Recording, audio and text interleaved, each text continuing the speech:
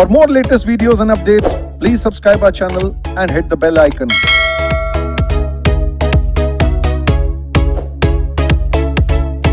Welcome दोस्तों, audit के revisionary session में आपका फिर दोबारा स्वागत है।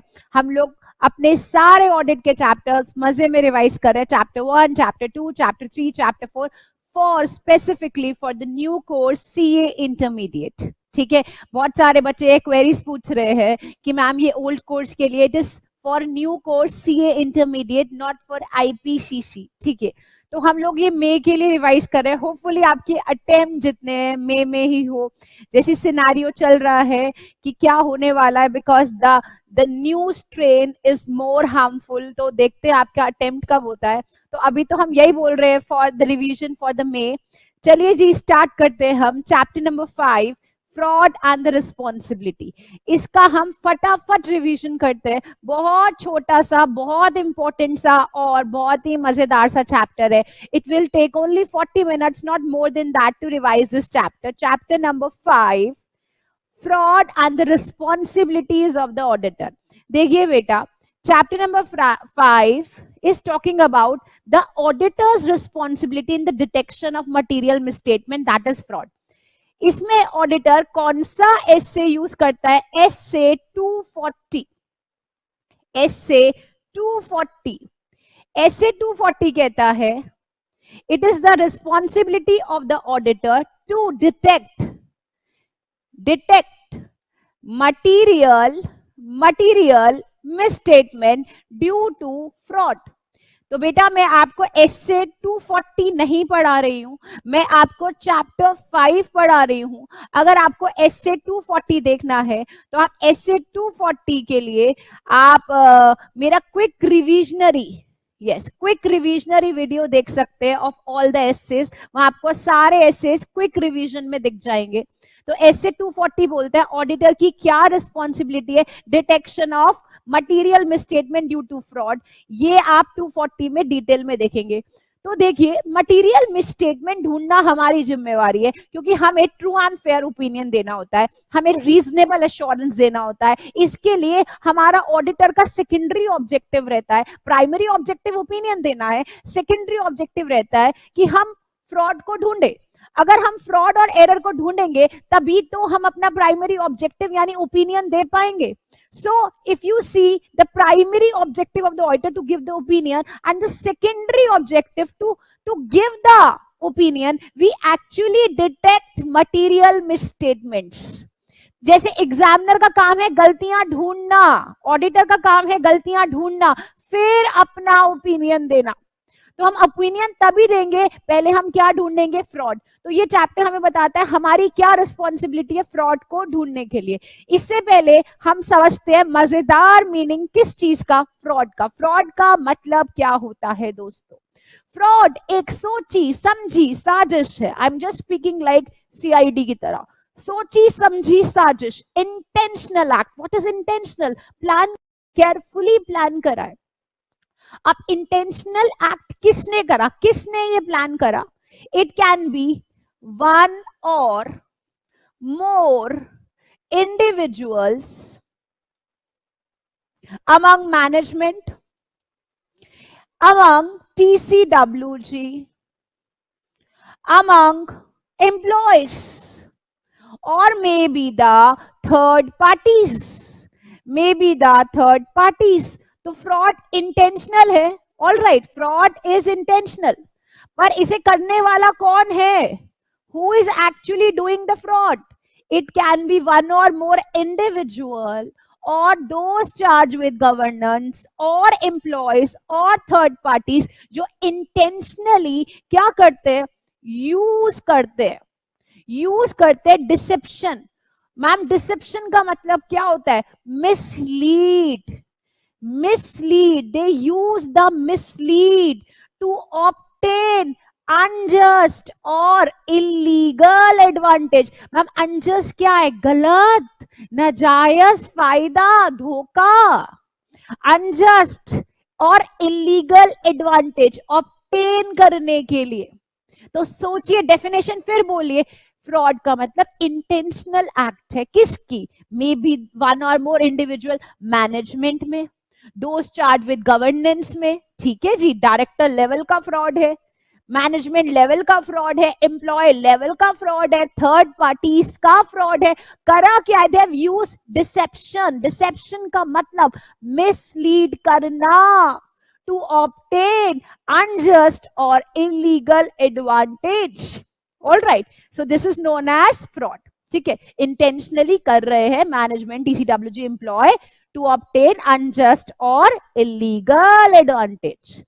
नाउ जल्दी से रिवीजन कर रहे हैं तो डिटेल में बहुत नहीं जाएंगे, फटाफट रिवाइज करें एग्जाम के लिए। बेटा फ्रॉड के कैरेक्टरिस्टिक्स अभी आप देख चुके हैं।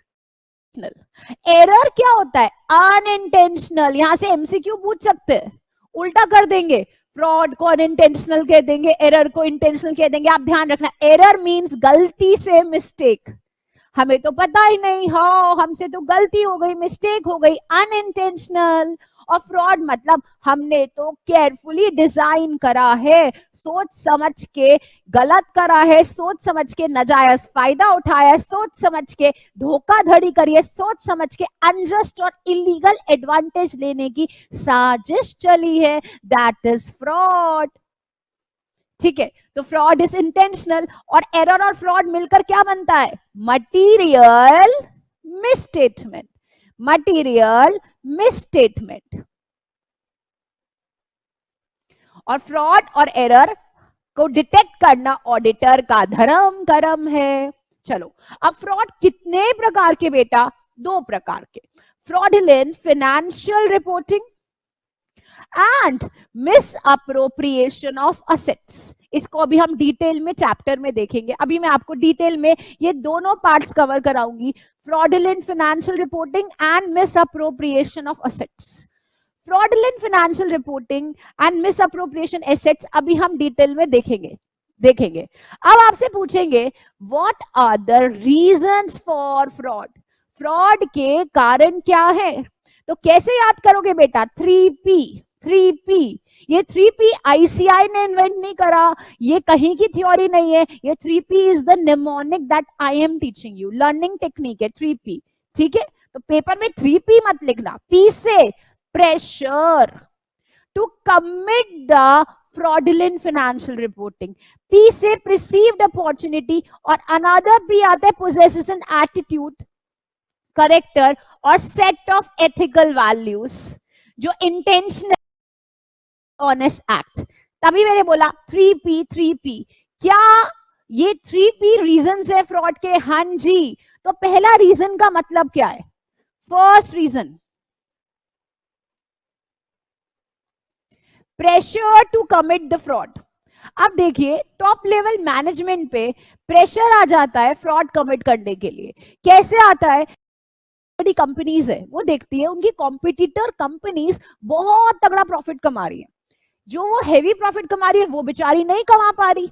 जैसे ये सत्यम केस आपने सुना होगा, सत्यम के साथ हमारे देश में टॉप आईटी कंपनी थी TCS, इन्फोसिस, क्या करने का? फ्रॉड करने का, क्योंकि उनके इतने अच्छा प्रॉफिट नहीं था, अर्निंग नहीं थी, पर उनपे प्रेशर था कि उनकी कॉम्पिटिंग कंपनीज बहुत अच्छा काम कर रही है। तो TCS और इन्फोसिस के प्रॉफिट्स को देख के, उनके अर्निंग आउटकम्स को देख के, उनके फाइनेंशियल आउटकम्स को देख के राजू रामलिंगम सत्यम के मालिक पे भी क्या आया? Pressure to commit the fraud. ठीक है, नेक्स्ट आता है प्रिसीव्ड द अपॉर्चुनिटी। अब देखो, कई लोग को अपॉर्चुनिटी मिलती है फ्रॉड करने की, जैसे कि अब आप ये मान के चलिए कोई एम्प्लॉय है, उसको पता चल गया यहाँ पे इंटरनल कंट्रोल में डेफिशिएंसी है, इंटरनल कंट्रोल में दिक्कत है, तो उसको अगर नॉलेज है इंटरनल कंट्रोल की डेफिशिएंसीज की, तो वो तो घोटाले करेगा ना, because you people are giving him the opportunity.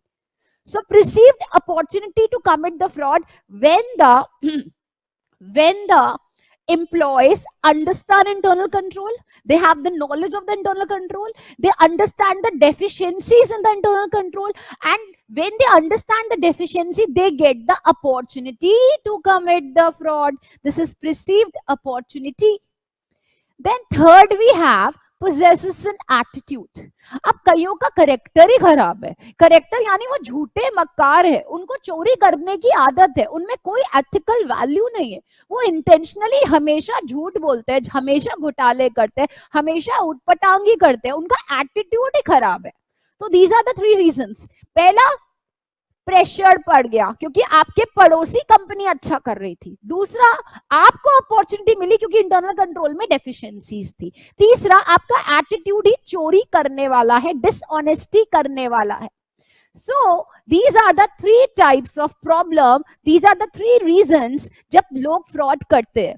अब इसके अलावा भी बहुत सारे रीजंस हैं, जैसे कि मैनेजमेंट के अनरियलिस्टिक गोल्स, है ना, मैनेजमेंट बहुत आगे पहुंचना चाहती है, या फिर आप मान के चलिए मैनेजमेंट नेम गेम खेल रही है, या फिर कोई एम्प्लॉय, या फिर और कोई कारण हो सकता है एम्प्लॉय ही डिससैटिस्फाइड है, एम्प्लॉय ना खुश हैं तो वो फ्रॉड कर रहे हैं, मैनेजमेंट नेम गेम के लिए ये काम कर रही है, या फिर आप ये मान के चलिए बहुत मैनेजमेंट अनरियलिस्टिक है, ठीक है, हवा में चलती है, तो वो फ्रॉड कर सकती है. तो ये हमने जाने बच्चों फ्रॉड के 3 रीजंस, 3P. अब मैंने आपको बोला फ्रॉड करने के 2 तरीके. First is fraudulent financial reporting and second is misappropriation of assets. अब हम समझते हैं first part, fraudulent financial reporting. चलिए, सो फ्रॉडुलेंट फाइनेंशियल रिपोर्टिंग, इसको प्यार से हम बोलेंगे FFR. मैम ये क्या चीज है फ्रॉडुलेंट फाइनेंशियल रिपोर्टिंग? ये देखिए फ्रॉड का पार्ट है तो जाहिर सी बात है इंटेंशनल मिसस्टेटमेंट है. अब यहाँ पे ओमिशन करा है, ओमिशन का मतलब एक्सक्लूड करा है. क्या करा है बेटा? एक्सक्लूड करा है. किसको एक्सक्लूड करा है? अमाउंट्स को या डिस्क्लोजर्स को. इन फाइनेंशियल स्टेटमेंट हटा दिए, अमाउंट्स गड़बड़ कर दिए, चेंज कर दिए, ऑल्टर कर दिए, अमाउंट्स को एक्सक्लूड करा या डिस्क्लोजर को चेंज करा, ऑल्टर करा. टू डिसीव, डिसीव का मतलब mislead the financial statement users. Users कौन कौन है? शेयर होल्डर है, क्रेडिटर्स है, सप्लायर है, गवर्नमेंट है. इन सब यूजर्स को पागल बनाया, मिसलीड करा, डिसीव करा, अमाउंट्स और डिस्क्लोजर्स को एक्सक्लूड करा, चेंज कर दिया, ऑल्टर कर लिया. इनको हम क्या बुलाते हैं प्यार से? FFR, fraudulent financial reporting. अब फ्रॉडुलेंट फाइनेंशियल रिपोर्टिंग करने के फॉलोइंग वेज पढ़ा रही हूं आपको. Following ways to commit fraudulent financial reporting. कौन से फॉलोइंग वेज है? इसको भी आप याद करेंगे. 3M. 3M. First M stands for manipulation. Second M stands for misrepresentation. Third M stands for miss application. तो फ्रॉडुलेंट फाइनेंशियल रिपोर्टिंग के भी 3 वेज है, manipulation, misrepresentation and miss application. Ma'am manipulation क्या है? मैनिपुलेशन मतलब आपने बचपन में सुना होगा विंडो ड्रेसिंग, ठीक है, मैनिपुलेट करना, अकाउंट्स को चेंज कर देना, बदल देना, या अकाउंट्स को फॉल्सिफिकेशन अकाउंट्स बनाना, झूठे बनाना, झूठे बनाना, चेंज करना, ऑल्टर करना, ठीक है, फॉल्सिफिकेशन करना. इसको हम क्या बोलते हैं? मैनिपुलेशन. तो मैनिपुलेशन इन 4 तरीके से होता है. फर्स्ट दे रखा है आपको, टू अवॉइड टैक्स. लोग टैक्स की चोरी के लिए मैनिपुलेशन बहुत करते हैं. कैसे करते हैं टैक्स की चोरी? अब उनकी बहुत हेवी टर्नओवर्स होती है, अब वो कोशिश करते हैं, जानबूझ के टर्नओवर्स को घटाने की कोशिश करते हैं, कोशिश करते हैं बिना GST के बिल दे, कैश सेल्स करें और विदाउट GST बिल बनाए और टर्नओवर को घटा के दिखाते हैं. और जब टर्नओवर कम होती है तो उस पे इनकम टैक्स भी कम होता है. तो जानबूझ के मैनिपुलेट करते हैं. बहुत हेवी टर्नओवर है. I have some of my clients जिनके 2-2, 5-5 करोड़ की टर्नओवर होती है. वो अपने आप को इनकम टैक्स ऑडिट से बचाने के लिए, प्लस टैक्स से बचाने के लिए अपनी टर्नओवर्स घटा देते हैं. 80 लाख 70 लाख तक पहुंचाते हैं. क्यों पहुंचाते? एक तो टैक्स ऑडिट नहीं होती, प्लस इनकम टैक्स कम देना पड़ता है. तो to avoid tax they manipulate turnover घटेट का. दूसरा तरीका होता है dividend declared without insufficient profits.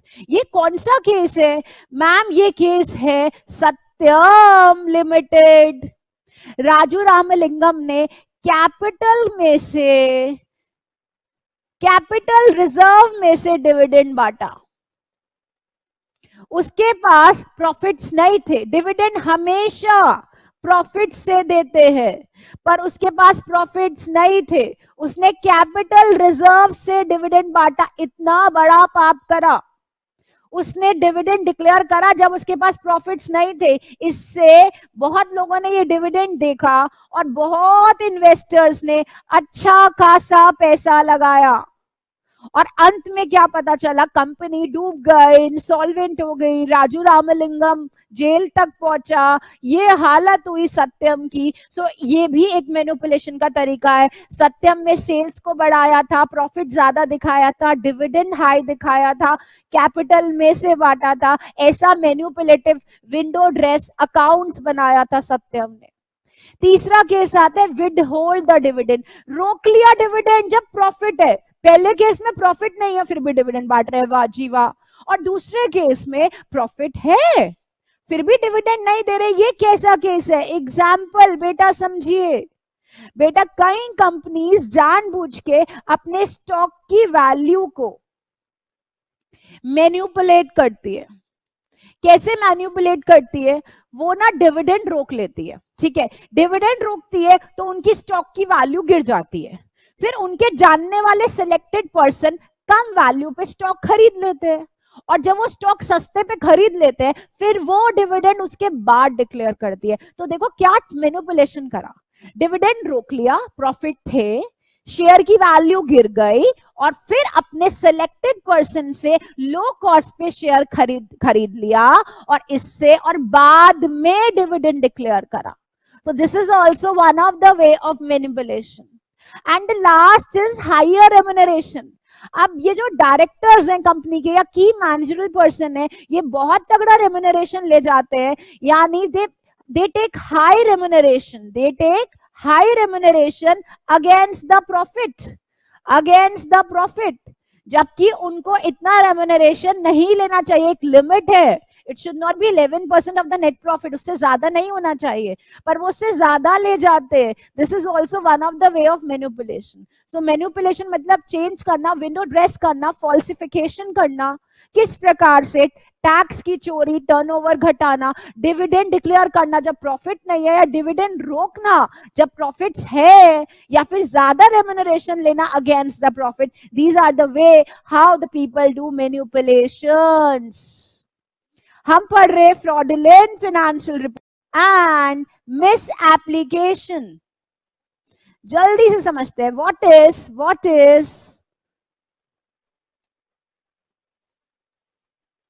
What is misrepresentation. Misrepresentation का मतलब इंटेंशनल ओमिशन, इंटेंशनली एक्सक्लूड करा है, इंटेंशनली मिसरिप्रेजेंट करा है। एग्जाम्पल के तौर पे एक एसेट की लाइफ 20 इयर्स है, अब हमने उस एसेट की लाइफ बस 10 साल दिखाई, अब एसेट की लाइफ घटा दी, 20 साल का एसेट 10 साल का दिखा दिया, इससे हमने डेप्रिसिएशन ज्यादा क्लेम करा, ज्यादा एक्सपेंडिचर दिखाया, इससे क्या हो गया? Miss representation. हमने एसेट्स को ही गलत रिप्रेजेंट करा, डेप्रिसिएशन ज्यादा क्लेम करने के लिए हमने एसेट की यूजफुल लाइफ घटा के दिखा दी। इस तरीके को हम क्या बुलाते हैं? Miss representation. और लास्ट आता है miss application, miss application of accounting principles. अब आपको पता है डेप्रिसिएशन के लिए सबसे ऐप WDV है। अब WDV एक्ट है, तो अगर आप दूसरी डेप्रिसिएशन अकाउंटिंग प्रिंसिपल यूज कर रहे हैं, पॉलिसी यूज कर रहे हैं, इसका मतलब it is not properly applied. अब WDV जब प्रॉपर है, प्रॉपर एक्ट बेहतरीन वाला तरीका है, तो इसी को अप्लाई करें। अगर हम SLM यूज कर रहे हैं तो we are misapplying the accounting policy, that is misapplication. तो हमने 3 तरीके देखे, manipulation, misrepresentation and misapplication. अब हम जल्दी से देखते हैं, very important for exams, very important. Techniques by which management override the controls. Management internal control को कैसे तोड़ता है, कैसे तोड़ता है, क्या तरीके, मैनेजमेंट के पास क्या टेक्निक्स है, या फिर क्वेश्चन आ सकता है क्या मेथड्स है इंटरनल कंट्रोल को ओवरराइड करने के, तोड़ने के। This is very important for exam. अब इसको याद करने के लिए भी बेटा जल्दी से देख रहे हैं एक मजेदार मेमोरी टेक्निक। ओके जी, देखते हैं। एफ से फिक्टिशियस एंट्री, ए से एडजस्टिंग assumptions, डी से डिलेइंग रिकॉग्निशन, डी से डिस्क्लोजिंग फैक्ट, ई से engaging in complex transaction and R से altering the records. Fadder mnemonic है, F F A D D E R, fadder. Mnemonic is F, fictitious general entry record करना, A से inappropriately assumptions को adjust करना, D से delay करना या advancing करना या ओमिट करना रिकॉग्निशन, डी से disclosing fact, not disclosing the fact, E से engaging in complex transaction and R से ऑल्टरिंग द बेसिकली रिकॉर्ड्स को चेंज करना। अब ये टेक्निक्स है जिस प्रकार से मैनेजमेंट इंटरनल कंट्रोल को ओवरराइड करती है। फर्स्ट केस को समझते हैं, फिक्टिशियस जनरल एंट्री, जाली एंट्री। बेटा सारा सत्यम केस ही इसी पे बेस्ड था। देखिए फ्रॉड चैप्टर पढ़ने के लिए सत्यम केस डिटेल में देखना बहुत आवश्यक है। इस केस में जानबूझ के सेल्स को बढ़ाया, ठीक है जी, खर्चों को कम करा, प्रॉफिट को झूठा दिखाया, तो ये सारी जाली फिक्टिशियस एंट्री दिखाई। तो ये जाली फिक्टिशियस एंट्री से मैनेजमेंट ये काम कर रही है, इंटरनल कंट्रोल को तोड़ रही है और क्या कर रही है, जाली एंट्रीज दिखा रही है। दूसरा आता है B point, inappropriately adjusting assumptions और चेंजिंग द जजमेंट। अब देखिए एग्जाम्पल के तौर पे last year bad and doubtful debts हुए लास्ट ईयर 10%। तो करंट ईयर में मैनेजमेंट को प्रोविजन कितना बनाना चाहिए, कम से कम 10%। करंट ईयर में मैनेजमेंट प्रोविजन बना रही है बस 4%।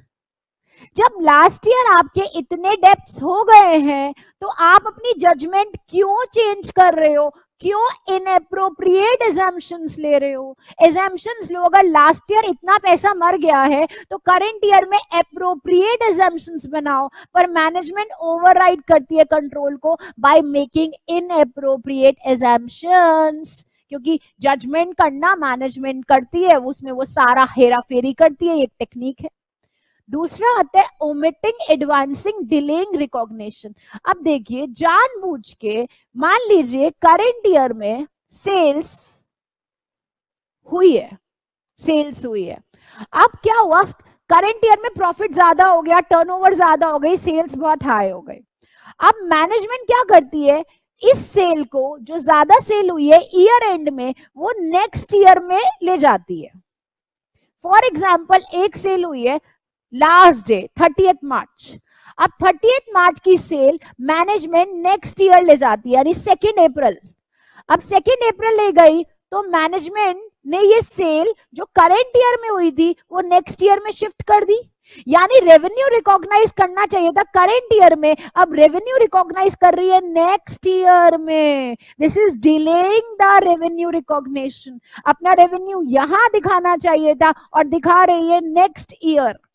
This is also one of the very big problem, that is delaying the recognitions.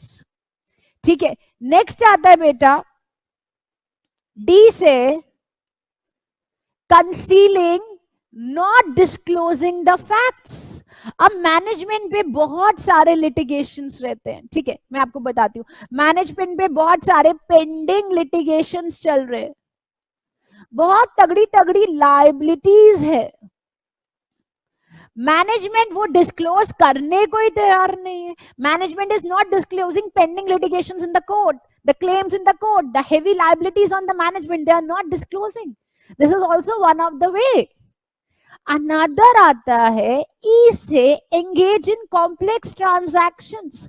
Complex transaction बहुत सारी रिलेटेड पार्टी ट्रांजैक्शंस के करती है, और रिलेटेड पार्टी ट्रांजैक्शंस बहुत सारी होती है, उसे डिस्क्लोज नहीं करती, उसकी अकाउंटिंग नहीं करती, उसे आइडेंटिफाई नहीं करती, और उनके साथ कॉम्प्लेक्स ट्रांजैक्शन करती है। This is also one of the technique. And last आता है बेटा ऑल्टरिंग द रिकॉर्ड्स।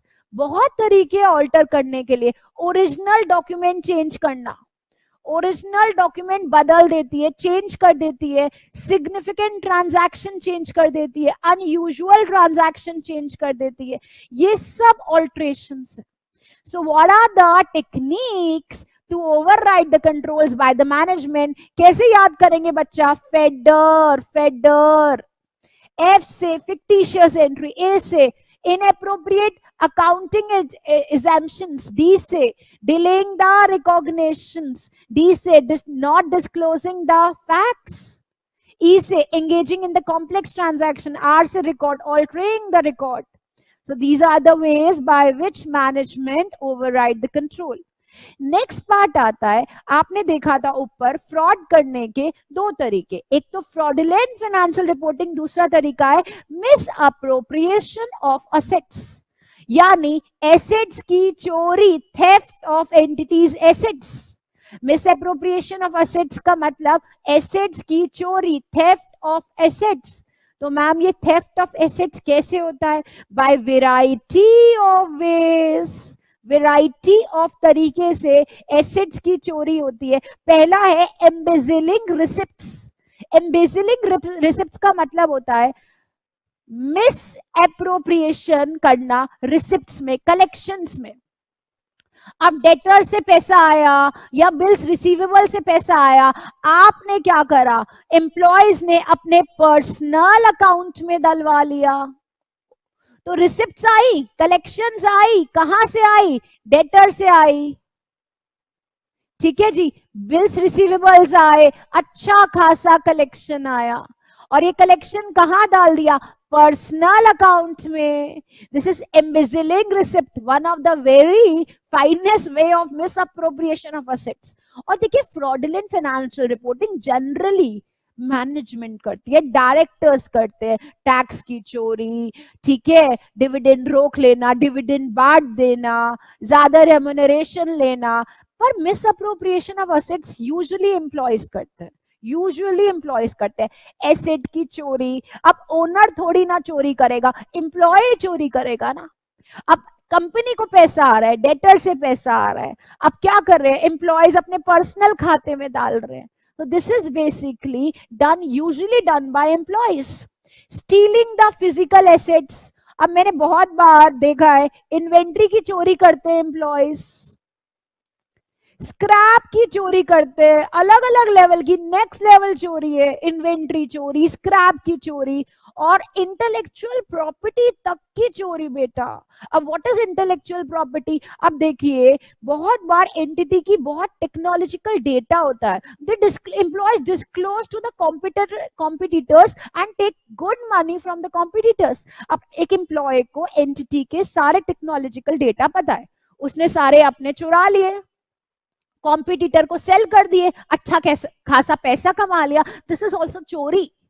तो चोरी या तो इन्वेंट्री की हो या चोरी इंटेलेक्चुअल की प्रॉपर्टी की हो, चोरी चोरी है, दोनों से एंटिटी को बहुत घाटा होता है, और इंटेलेक्चुअल प्रॉपर्टी से तो काफी घाटा। अब ये तीसरी तरीके की चालाकी जो एम्प्लॉयज करते हैं, कॉजिंग एन एंटिटी टू पे for goods and services not received. Fictitious bill बना देते हैं, झूठे फिक्टिशियस बिल।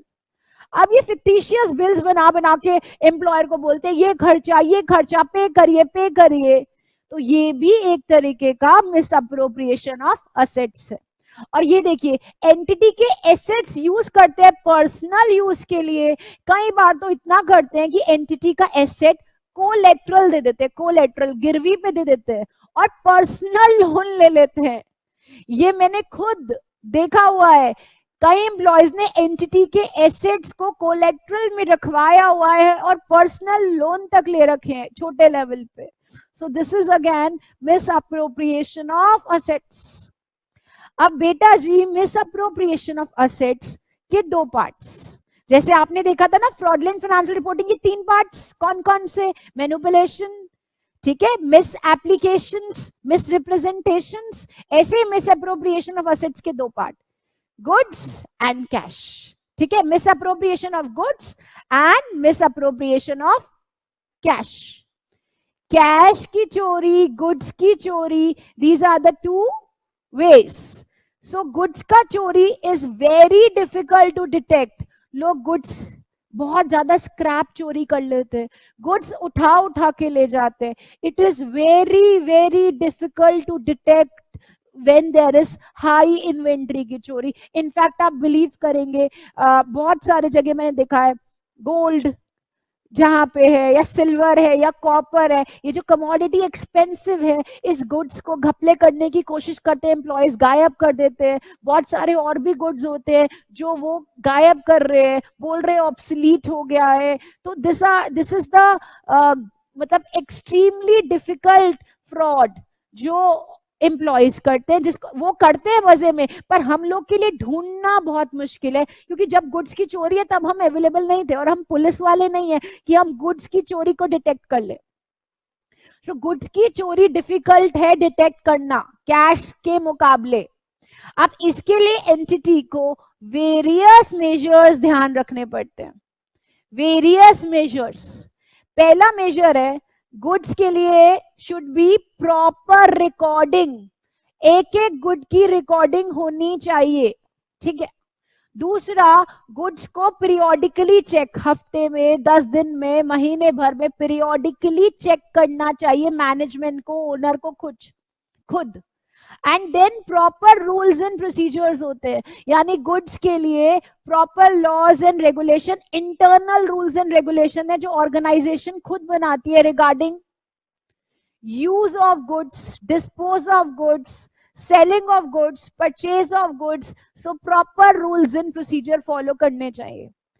देन प्रॉपर चौकीदार, एक्सटर्नल सिक्योरिटी होनी चाहिए, प्रॉपर सिक्योरिटी गार्ड होना चाहिए.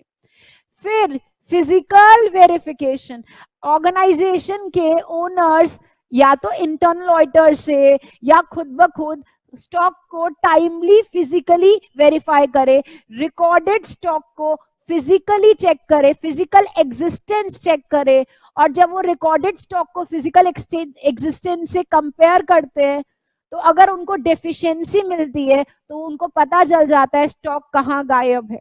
And yes of course the ratio analysis. तो स्टॉक घपला बहुत बड़ी टेंशन है, इसके लिए बहुत इंपॉर्टेंट मेजर्स ने, record keeping, periodic check, physical verification, internal rules and regulations, external security, physical security, CCTV cameras, चौकीदार, हर चीज proper ratio analysis by the owners करना चाहिए रिगार्डिंग स्टॉक, जिससे स्टॉक में फ्रॉड ना हो पाए, क्योंकि it is very difficult to detect as compare to cash. अब कैश का भी फ्रॉड 2 प्रकार का है. First is inflation and the second is suppression. Inflation मतलब ज्यादा पेमेंट एम्प्लॉयज ने ले ली, सेपरेशन मतलब एम्प्लॉयज के पास रिसिप्ट तो ज्यादा आई है पर उन्होंने ऑर्गेनाइजेशन को कम दी. समझिए, इन्फ्लेशन मतलब आज मैं एम्प्लॉय हूं और मैंने 1000 रुपए लेने हैं और मैंने बोला नहीं मुझे तो आपसे 5000 लेने हैं, तो मैंने I made the entity to pay more, inflation in the cash payments. मेरे को लेने कम थे और मैंने लिए ज्यादा, दिस इज इन्फ्लेशन. और सप्रेशन मतलब अब मेरे को एज एन एम्प्लॉय डेटर से, ठीक है, बहुत अच्छा खासा पैसा आया पर मैंने ऑर्गेनाइजेशन को कम दिया, तो मैंने कैश रिसिप्ट्स तो घटा दी और कैश पेमेंट्स बढ़ा दी. दोनों में फायदे किसके हुए? एम्प्लॉयज के, और नुकसान किसका हुआ? ऑर्गेनाइजेशन का. सो इन्फ्लेशन ऑफ कैश पेमेंट दिखते हैं इसमें. Making payments against fictitious voucher, झूठे बिल बना के ऑर्गेनाइजेशन से पेमेंट लेना, ठीक है. बिल मैंने कोई जो वाउचर मैंने क्रिएट करे ये फेक है, फिक्टिशियस है, और ये फेक बिल बनाए और मैंने पेमेंट ले ली. This is one of the way. Against inflated vouchers. लेने 5,000 रुपए थे, लिए 10,000, इट इज इन्फ्लेटेड, 5 की जगह 10,000 ले रहे हो। Manipulating the total of wage rolls, अब वहां पे मैं एम्प्लॉय से काम कराया, कैजुअल लेबर से काम कराया, और कैजुअल लेबर से मैंने ज्यादा पैसे उनको देने थे, पर उनको तो दिए कम और ऑर्गेनाइजेशन से ज्यादा ले लिए। तो वेज रोल मैंने बनाया, मान लो वेज रोल बनाया 2 लाख का, कैजुअल लेबर को दिया मैंने 1.5 लाख, तो 2 लाख रुपए मैंने ऑर्गेनाइजेशन से लिए, मेरा खर्चा 1.5 लाख का हुआ, जबकि मेरे को ऑर्गेनाइजेशन से लेने चाहिए थे 1.5 लाख और लिए कितने 2 lakh. This is manipulation of total of wage rolls. फिर आया lowering the totals for petty cash expenditure, ठीक है, पेटी कैश एक्सपेंडिचर में भी मैनिपुलेशन करा। यहां पे लोअर वर्ड नहीं है बेटा, it is larger, larger the totals of petty cash expenditure, petty cash बढ़ा दिए। तो देखिए कैश पेमेंट कैसे हो ज्यादा ली आपने, झूठे बिल बना के, इन्फ्लेटेड बिल बना के, वेज रोल ज्यादा बढ़ाकर, और ज्यादा पेटी कैश एक्सपेंडिचर लेके, इस प्रकार आप ज्यादा पेमेंट्स ऑर्गेनाइजेशन से लेते हैं। Another is suppression of cash receipts. बेटा टीमिंग एंड लेडिंग, सप्रेशन मतलब पैसा आया ज्यादा पर आपने ऑर्गेनाइजेशन को दिया नहीं। Teeming and lading, it is very important. This type of fraud इतना बड़ा घपला करते हैं। कैसे मैम ये टीमिंग एंड लेडिंग होता कैसे, जल्दी से समझते हैं। देखिए बड़े आराम से हमने, देखिए जो मेन बैच होता है वहां पे हम ये डिटेल में डिस्कस करते हैं, बट ये रिवीजन बैच है तो मैं बहुत ही फास्ट नोट में डिस्कस करूंगी। तो जी आया बेटा teeming and lading. Teeming and lading मतलब मेरे पास 4 डेटर्स हैं, ए बी सी डी, चारों से पैसा आना है। अब ए से पैसा आया, मैंने ऑर्गेनाइजेशन को नहीं दिया, अपने पास रख लिया। फिर उसके बाद बी से आया तो मैंने ए की जगह दे दिया, मैंने बोला ए से आया पर आया था बी से। फिर आया सी से आया तो मैंने बी के नाम से दे दिया। फिर डी से आया, फिर मैंने सी के नाम से दे दिया। तो मैं क्या करती रही, ये मैनिपुलेशन करती रही। एक से आता है, लेट से ए से आया अपनी जेब में, बी से आया तो ए के नाम से दे दिया, सी से आया तो बी के नाम से दे दिया, डी से आया तो सी के नाम से दे दिया। तो मैं ये घुमाती रही, जब तक घुमा सकती थी तब तक घुमाती रही। मैंने एंटिटी की वर्किंग कैपिटल, देखो मैं यहाँ पे अपने आप को एम्प्लॉय बता रही हूँ, और मैंने एंटिटी की वर्किंग कैपिटल अपने जेब में रखी हुई है। डेटर से पैसा आता है अपने जेब में रखती हूँ, दूसरे से आता है उसके नाम से देती हूँ, तीसरे से आता है दूसरे के नाम से देती हूँ, चौथे से आता है तीसरे के नाम से देती हूँ, और जब तक मैं घुमा सकती हूँ मैं ऑर्गेनाइजेशन की वर्किंग कैपिटल यूज करती हूँ। इसको बोलते हैं teeming and lading fraud. I am using my own name to explain this fraud, but actually this is our work to find such kind of fraud. That is the responsibility of the auditor. So whenever you study or audit, always learn like the auditor. Now unauthorized or fictitious rebates, अब discount देना, rebate देना, discount देना। अब technically discount नहीं दिया है पर organisation को बताया कि हम तो डिस्काउंट दे रहे हैं। हम सामने वाले को 100 रुपए की चीज 100 रुपए में बेच रहे हैं, पर हम बता रहे हैं कि हमने तो 70 में बेची है। अब हमने 30 रुपीज कहाँ रखे, अपने जेब से, तो हमने सामने बेचा 100 में और ऑर्गेनाइजेशन को बताया हमने कितने में बेचा है, 70 में। तो 30 रुपए क्या है, फिक्टिशियस डिस्काउंट जो हम अपनी जेब में रख रहे हैं। दूसरा राइटिंग ऑफ एज डेब्ट्स। अब हमें कैश रिसीव हो गया था पर हमने बोल दिया ये तो बेड डेब्ट है, ये तो लॉस है। कैश रिसीव हो गया डेटर के अगेंस्ट, फिर भी हमने बोला ये तो लॉस है, हम तो इस लॉस को अपने इसको राइट ऑफ कर रहे हैं बिकॉज ये बेड डेब्ट हो चुके हैं, जबकि पैसा हम रिसीव कर चुके हैं।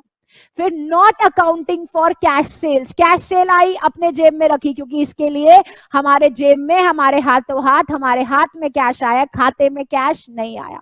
सो दीज आर द वेज।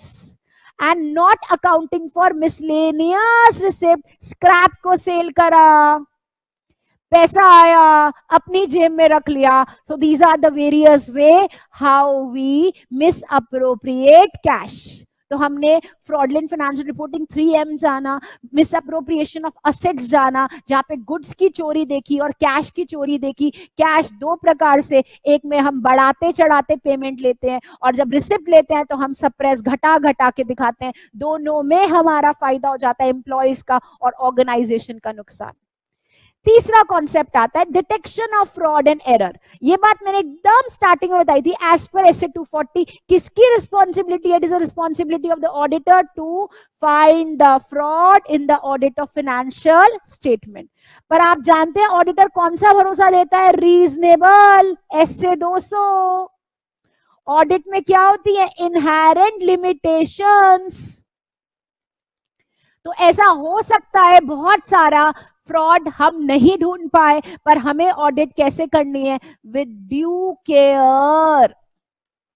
तो क्या फ्रॉड के लिए ऑडिटर रिस्पॉन्सिबल है?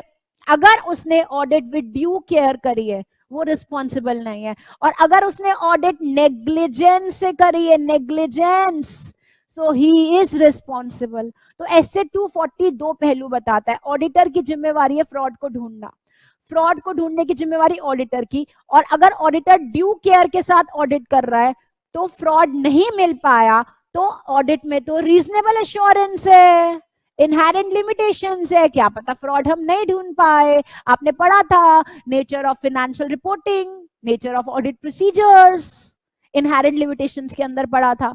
और अगर ऑडिटर ही नालायक है, नेग्लिजेंट ऑडिट करता है, तो फिर वो फ्रॉड सामने है और उसको ढूंढ नहीं पा रहा. सामने फ्रॉड है और वो कह रहा है मुझे तो पता ही नहीं चला. उसके लिए, फ्रॉड के लिए जिम्मेवार ऑडिटर है. तो इस बात को आप हमेशा समझेंगे. समझदारी से ऑडिट कर रहा है, केयरफुल ऑडिट कर रहा है, तो ऑडिट में कमियां हैं, रीजनेबल एश्योरेंस है. और अगर नलायकी ऑडिट कर रहा है, बेवकूफाना ऑडिट कर रहा है, तो फ्रॉड के लिए जिम्मेवार कौन है? ऑडिटर है. ठीक है जी. So financial statement are free from material misstatement. यही ऑडिटर की ड्यूटी है, रिस्पॉन्सिबिलिटी है फ्रॉड और एरर को डिटेक्ट करने की. ठीक है जी. Now very important true false के लिए, very important. Risk of not detecting fraud from fraud is higher than from resulting from error. ऐसा क्यों? पेपर में ऐसे बोलेंगे, एरर को ढूंढना फ्रॉड के मुकाबले ज्यादा मुश्किल है. आप बोलोगे द स्टेटमेंट इज फॉल्स. फिर आप क्या बोलोगे? फ्रॉड को ढूंढना एरर के मुकाबले ज्यादा मुश्किल है. द रीजन इज फ्रॉड कैसा होता है? इंटेंशनल. और एरर कैसा होता है? अनइंटेंशनल. तो आप ट्रू फॉल्स में याद रखना, फ्रॉड को ढूंढना एरर के मुकाबले मुश्किल है, because fraud is intentional and error is unintentional. Another point. Risk of auditor not detecting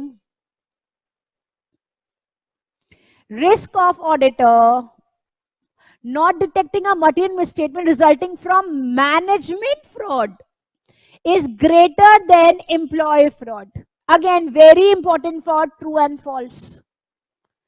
Auditor के लिए not detecting a material misstatement resulting from management fraud is greater. Management का फ्रॉड एम्प्लॉय फ्रॉड से ढूंढना ज्यादा मुश्किल है. The reason is because management is a higher level management. वो manipulate कर रही है, विंडो ड्रेस कर रही है, वो सोची समझी साजिश अपना रही है, कंसीलिंग कर रही है, डिस्क्लोज नहीं कर रही है. तो मैनेजमेंट फ्रॉड ढूंढना ज्यादा मुश्किल है as compare to employ fraud. Employ fraud इतने हाई लेवल लोग नहीं बैठे, इतने समझदार इतने नहीं है चालाक लोग इतने.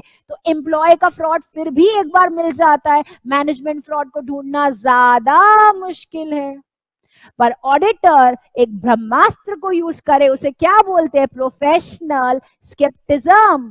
What is skepticism? Questioning mind, alert mind. इस एटीट्यूड को मेंटेन करेगा ऑडिटर, क्वेश्चनिंग माइंड और अलर्ट माइंड को, तो वो डेफिनेटली फ्रॉड को ढूंढ पाएगा.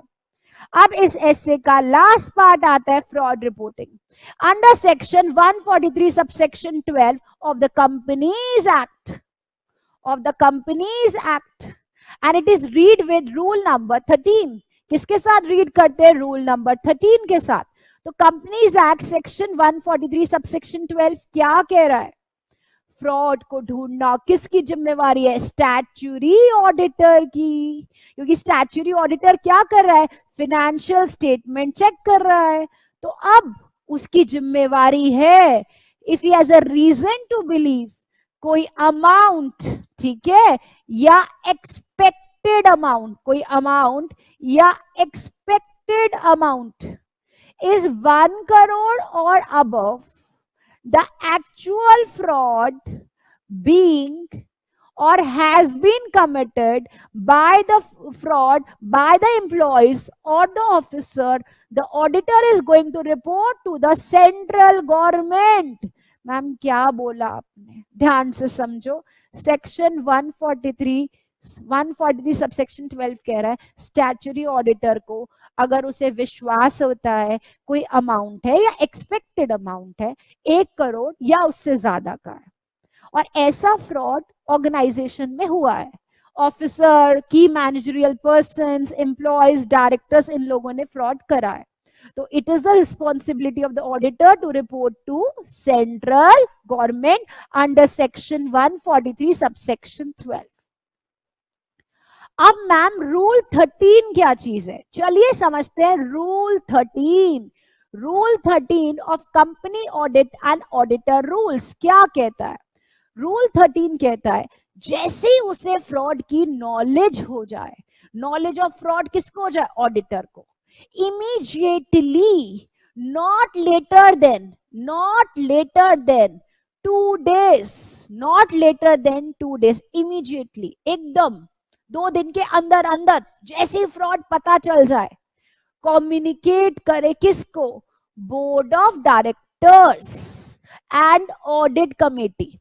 अब कौन है? अगर कोई ऑर्गेनाइजेशन है जहां ऑडिट कमेटी नहीं है वहां पे सिर्फ बोर्ड ऑफ डायरेक्टर्स, और जहां पे ऑडिट कमेटी है और बोर्ड ऑफ डायरेक्टर दोनों है तो दोनों को बताए. तो 2 दिन के अंदर अंदर बताए और उनको बोले इस चीज के बारे में जो फ्रॉड मैंने आपको आपके ऑर्गेनाइजेशन में एम्प्लॉयज ने करा है या ऑफिसर ने करा है, मैंने आपको 2 दिन में बताया है, आप मुझे इसका 45 डेज के अंदर अंदर प्लीज रिप्लाई करिए, please reply with in 45 days.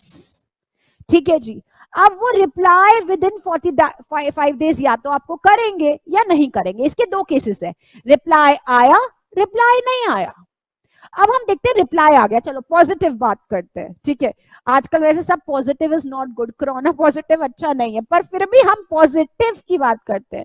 Reply आ गया, पॉजिटिवली आ गया.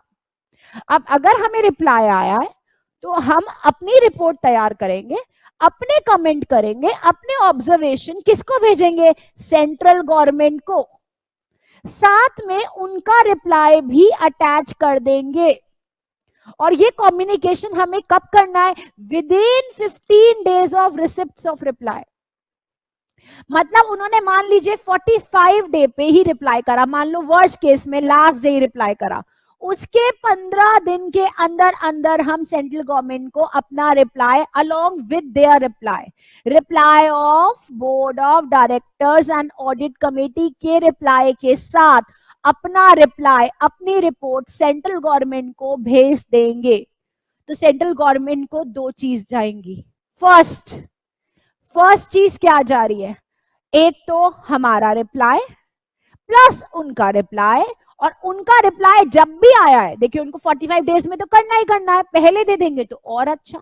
अगर उन्होंने मान लीजिए 10 दिन में रिप्लाई कर दिया तो आप वहां से 15 दिन देखेंगे, और मान लीजिए उनका रिप्लाई लास्ट डे आया 45th डे, तो आपको वहां से 15 दिन देखना है. तो उनके पास मैक्सिमम टाइम 45 डेज है, और आपको जब भी रिप्लाई आता है 45 डेज तक, आपको वेट कब तक करना है? 45 डेज तक. अब जब भी रिप्लाई आया, पहले आया 45th डे आया, उसके 15 दिन के अंदर अंदर आपको सेंट्रल गवर्नमेंट को अपनी report along with their report भेजनी है. अब दूसरा केस आता है, वर्स्ट केस, रिप्लाई नहीं आया। 45 दिन तक का वेट करा, सामने वालों ने रिप्लाई नहीं करा। अब इस केस में इससे ज्यादा वेट करने की कोई जरूरत नहीं है, वही नालायक है, उन्हीं की मिली भगत है, वो आपको रिप्लाई नहीं कर रहे। तो if the reply not receive, आप रिपोर्ट कर दीजिए किसको, सेंट्रल गवर्नमेंट को। Within 15 days from the expiry of 45 days, तो 45 डेज पे तक रिप्लाई नहीं आता, उसके विदिन 15 डेज में आप रिप्लाई भेज दीजिए किसको, सेंट्रल गवर्नमेंट को, और लिख दीजिए अपना रिपोर्ट, अपना कमेंट, अपना ऑब्जर्वेशन, और ये भी लिखिएगा कि हमें उनका रिप्लाई नहीं आया विदिन 45 डेज। तो दिस वाज अबाउट रूल 13।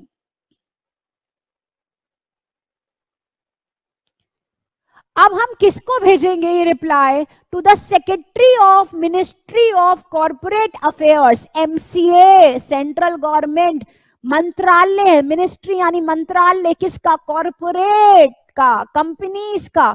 तो मिनिस्ट्री ऑफ कॉर्पोरेट अफेयर्स के मंत्रालय के सेक्रेटरी को हम स्पीड पोस्ट या रजिस्टर्ड पोस्ट के माध्यम से ये लेटर, ये भेजेंगे, अपनी रिपोर्ट भेजेंगे along with their reply, and if there is no reply we will send our own report। कितने दिन तक वेट करना है, 45 डेज। उसके 15 दिन के बाद हमें अपनी रिपोर्ट भेज देनी है, चाहे रिप्लाई आए या ना आए। अगर उनका रिप्लाई आ जाता है 45 डेज में तो उनका रिप्लाई साथ में भेज देना, वरना सिंपली अपनी रिपोर्ट भेज देना।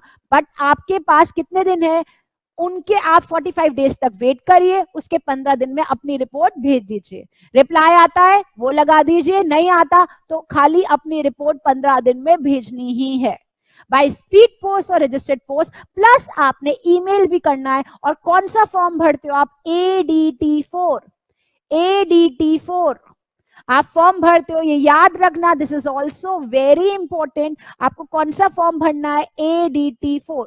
और अगर आप ये फॉर्म भरने में फेल्ड है तो आप पे मिनिमम पेनल्टी 1 लाख और मैक्सिमम 25 लाख रुपए तक की पेनल्टी लग सकती है। ठीक है जी। अब नेक्स्ट अभी तक मैंने ऊपर पढ़ाया, फ्रॉड आपको दिख रहा है 1 करोड़ से ज्यादा। अब मान लीजिए फ्रॉड 1 करोड़ से कम है तो क्या करें, if the fraud is less than 1 crore. तो इस नोट को ध्यान से समझें, if the amount is less than 1 crore तो ऑडिटर सेंट्रल गवर्नमेंट को रिपोर्ट नहीं भेजेगा। he will report to audit committee not later than 2 days, 2 दिन के अंदर ऑडिट कमेटी को बताएगा। जैसे ही उसे पता चलता है the nature of fraud, the amount of fraud and the parties involved in fraud। तो फ्रॉड है मान लो 1 करोड़ से कम का, लेट्स से 80 लाख, तो नेचर बताएगा, फ्रॉडलेंट फाइनेंशियल रिपोर्टिंग है या मिस अप्रोप्रिएशन ऑफ असेट्स है, चोरी है एसेट्स की, गुड्स की।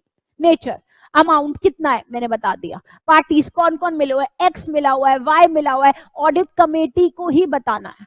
तो मैम ये क्या फायदा है, यहाँ सेंट्रल गवर्नमेंट को आप नहीं बता रहे, हाँ 1 करोड़ से कम है नहीं बताना, उससे ज्यादा है तो बताना है।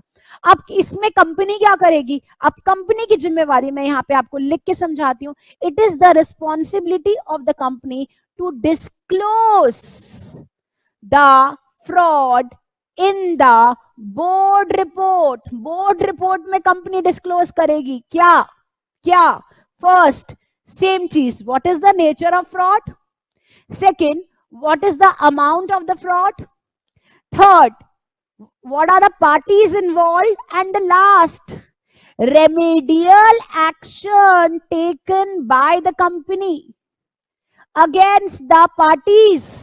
कंपनी ने क्या एक्शन लिए, बोर्ड रिपोर्ट में कंपनी डिस्क्लोज करेगी कितना अमाउंट, कौन कौन लोग मिले हुए थे और कंपनी ने उनके अगेंस्ट क्या एक्शन लिए, क्या उन्हें निकाला, सस्पेंड करा, क्या एक्शन लिए, ये सब डिस्क्लोज बोर्ड रिपोर्ट में होगा। अगर फ्रॉड कितना है, लेस देन 1 crore।